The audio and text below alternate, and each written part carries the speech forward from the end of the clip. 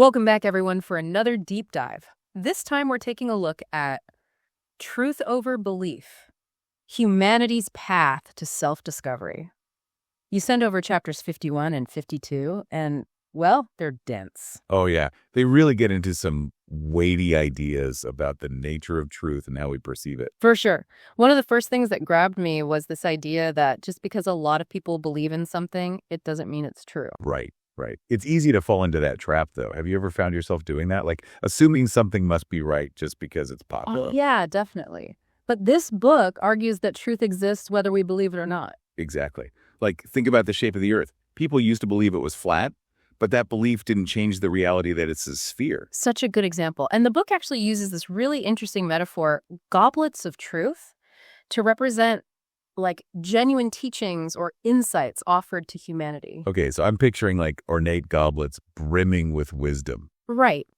But here's the thing. The book suggests that these goblets are often rejected, sometimes even ridiculed, especially when they challenge our existing beliefs. Like when scientists first proposed that germs cause disease. Oh, yeah.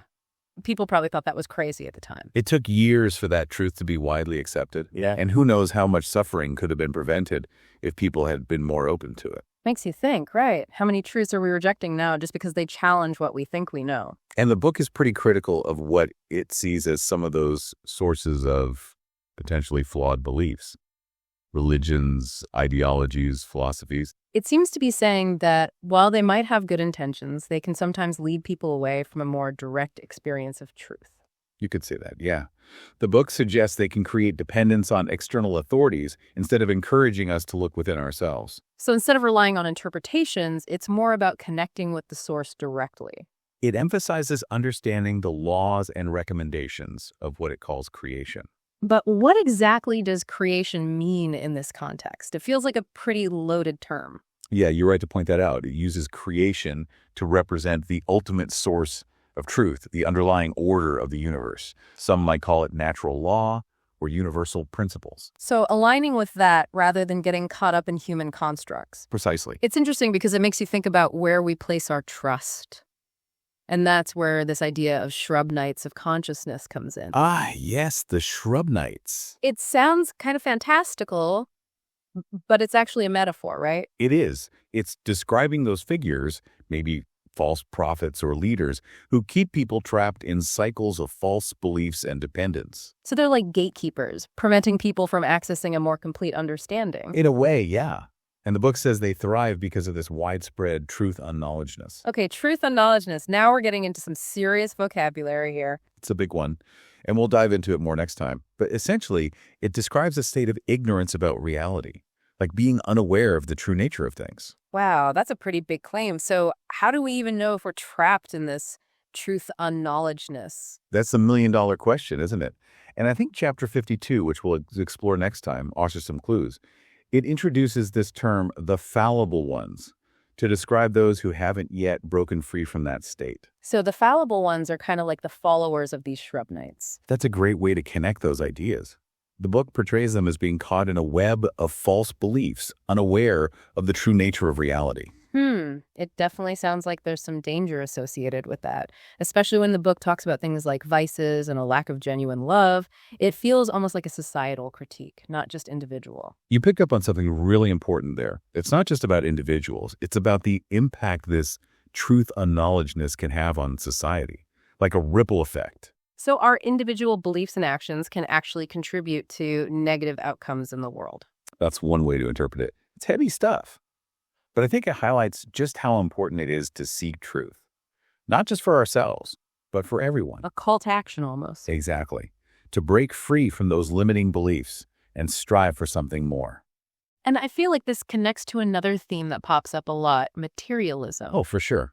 And we'll unpack that more next time. But chapter 52 goes even deeper into that, suggesting that the pursuit of material possessions can keep us trapped in a cycle of desire. I think a lot of people can relate to that, always wanting more, never feeling truly satisfied. Definitely. But the book argues that this constant chase keeps us distracted from what truly matters, our inner growth, our connection with truth. So it's not about rejecting material possessions entirely, but more about finding a healthy balance. That's how I see it. We all need certain things. But the question is, why are we pursuing them? What's motivating us? It's a good question to ask ourselves. And I think it ties into another challenging concept, confronting our mortality. That's an interesting connection. How do you see those relating? Well, it seems like when we're obsessed with material things, it's almost like we're trying to deny our own mortality. Like surrounding ourselves with possessions will make us permanent. I see what you mean, like building a fortress of stuff to shield us from death. But the book says true peace comes from accepting that reality, not running from it. And by acknowledging death, we can actually prioritize what's truly important in our limited time. It's a powerful shift in perspective. For sure. It's about recognizing that fulfillment comes from living a life of purpose and meaning.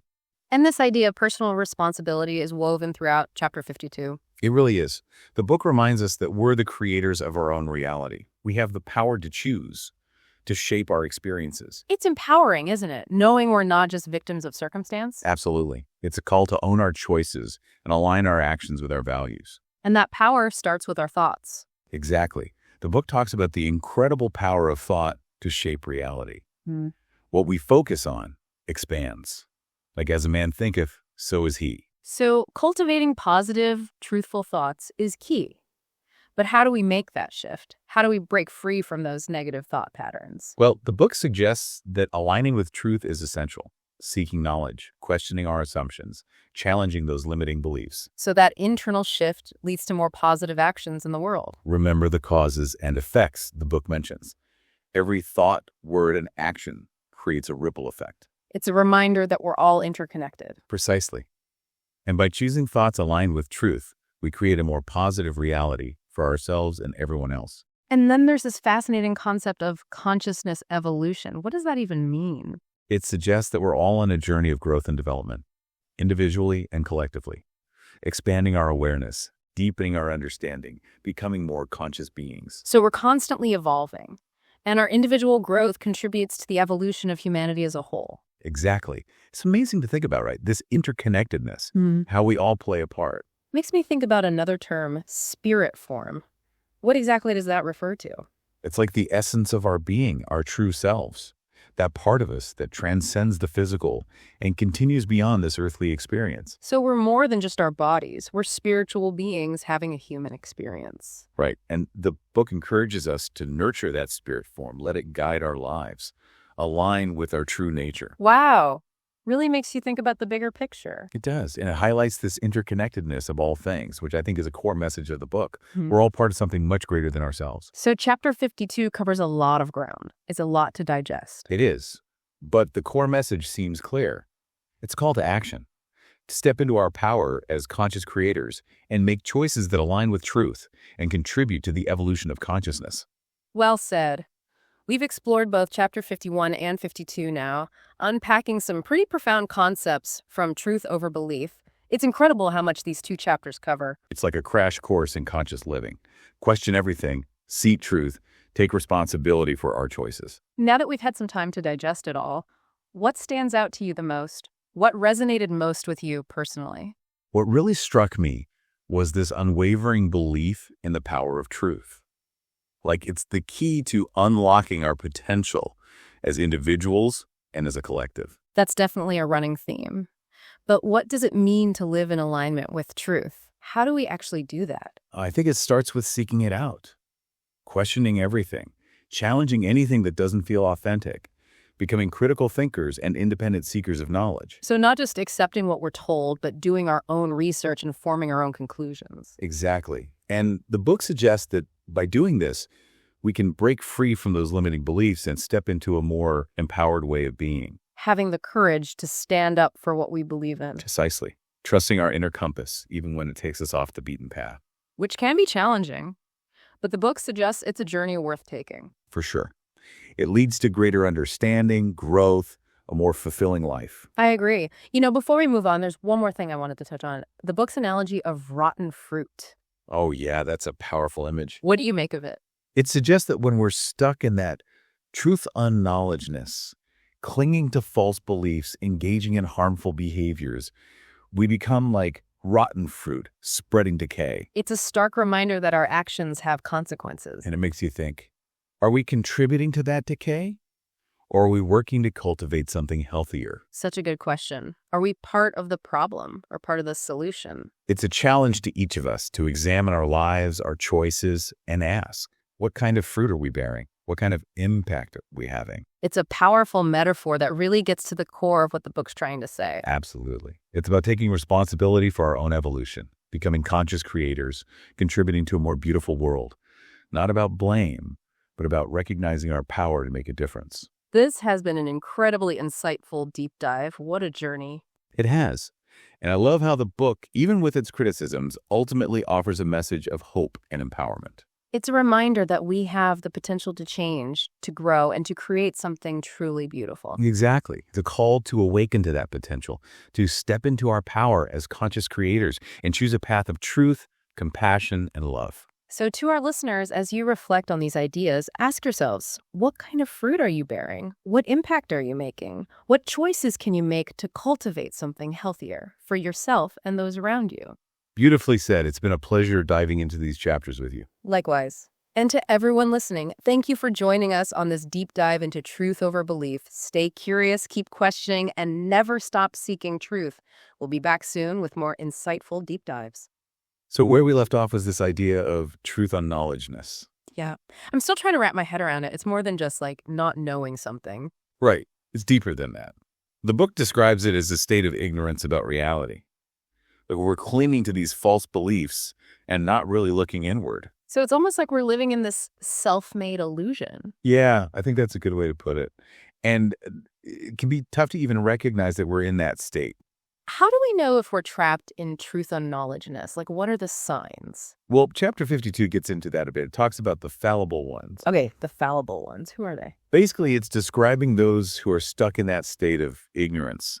They're caught in a web of false beliefs. Kind of like the followers of the shrub knights we talked about earlier. You could see it that way, yeah. They're unaware of the true nature of reality. And the book doesn't paint a very pretty picture of what happens when we're in that state.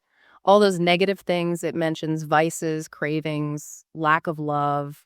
It feels like a critique of society, too, not just individuals. You're totally right. The book argues that this truth unknowledgeness impacts everyone. It has a huge ripple effect. So by being caught up in false beliefs, we could unknowingly contribute to like bad stuff happening in the world. Yeah, that's the idea. It's like by not aligning ourselves with truth, we're almost contributing to disharmony. That's intense. But I guess it also shows how important it is to actually seek truth. It's a big responsibility, right? Not just for our own sake, but for the sake of everyone. This also ties into another thing from chapter 52 that really stood out to me, the discussion about materialism. Seems to come up a lot in the book. Oh, yeah, for sure. And chapter 52 dives even deeper into it, saying that chasing material possessions can become this never-ending cycle. You keep running, but you never actually get anywhere. Always wanting more, never feeling content. I feel like so many people struggle with that. Totally. But the book is saying that this constant pursuit actually keeps us from focusing on what truly matters, like our inner growth and our connection with truth. So it's not that we have to like give up all our possessions. It's more about finding that balance. Yeah. Right. I mean, we need certain things to survive, but it's important to question our motives. Are we buying things because we need them? Or are we trying to fill some kind of void? That's a good point. It makes me think of another challenging concept, confronting our own mortality. Do you think those two things are connected? That's interesting. How so? Well, it seems like when we're so focused on material things, it's almost like we're trying to forget that we're not going to live forever. Like if we have enough stuff, maybe we can somehow avoid death.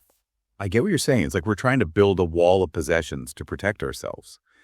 But the book says that true peace comes from accepting our mortality. Not running from it. And when we do that, we can start to really prioritize what's important. Right, like spending time with loved ones, pursuing our passions, making a positive impact on the world. Those things become so much more important when we realize our time is limited. And chapter 52 really emphasizes this idea of taking responsibility for our lives, too. It's like a constant thread throughout the chapter. We're not just passive observers. We're the architects of our own reality.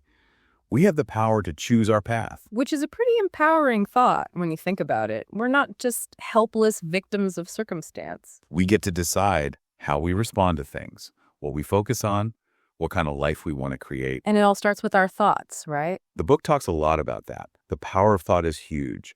What we focus on expands. Like if we constantly think negative thoughts, we're just going to attract more negativity into our lives. And the opposite is true too. If we focus on positive, truthful thoughts, that's what we'll experience. But how do we make that shift? How do we break out of those negative thought patterns? Well, the book suggests that aligning with truth is key, like actively seeking knowledge, challenging our assumptions. So it's about being curious, questioning things, and being open to new perspectives. Exactly.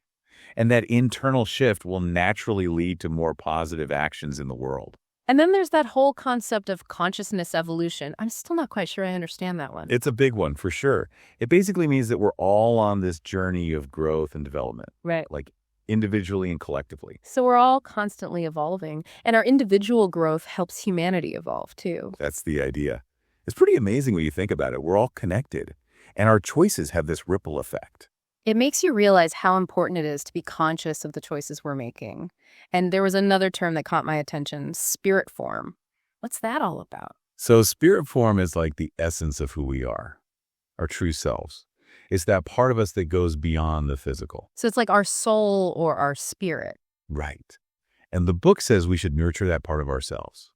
Let it guide our lives, align with our true nature. That's powerful stuff. It is. And it really emphasizes this interconnectedness of everything, which I think is a big theme of the book. We're all part of something so much bigger than ourselves. So chapter 52 covers a lot of ground, right? Yeah, it's a lot to take in. But the message seems clear.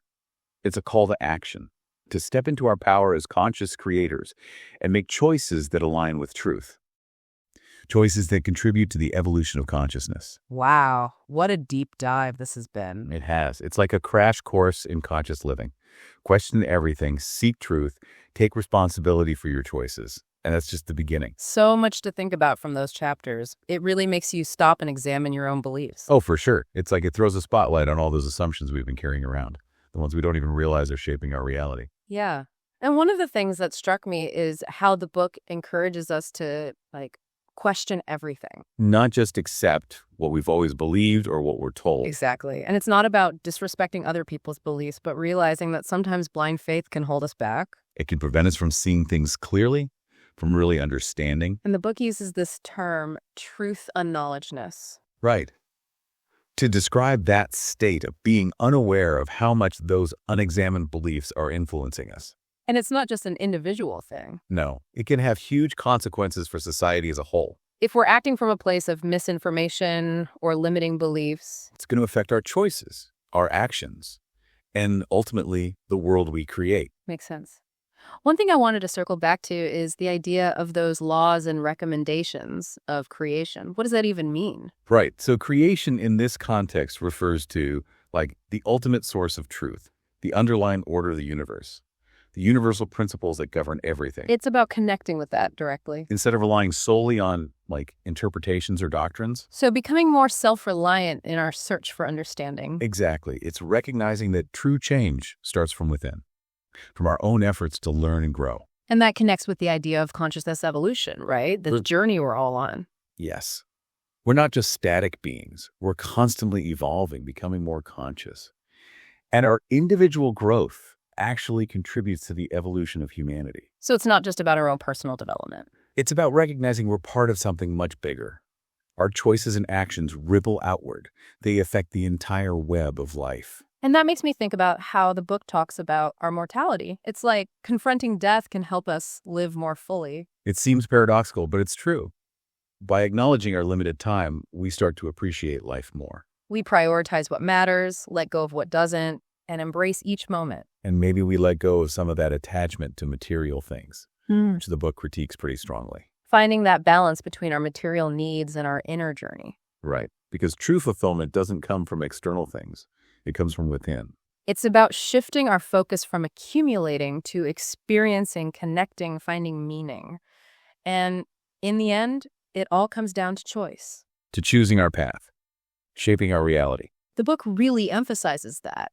We have the power to create the life we want to live. We're not just helpless victims of circumstance. We're creators. And it all starts with our thoughts. Absolutely.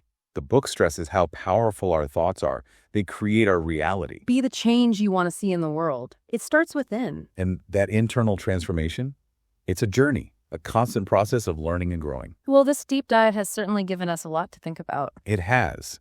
It reminds us that this journey of seeking truth and understanding ourselves, it's ongoing. And we can all choose to walk that path. And to everyone listening, thank you so much for joining us on this deep dive into truth over belief. We hope you found it insightful. Keep those minds curious, and we'll see you next time.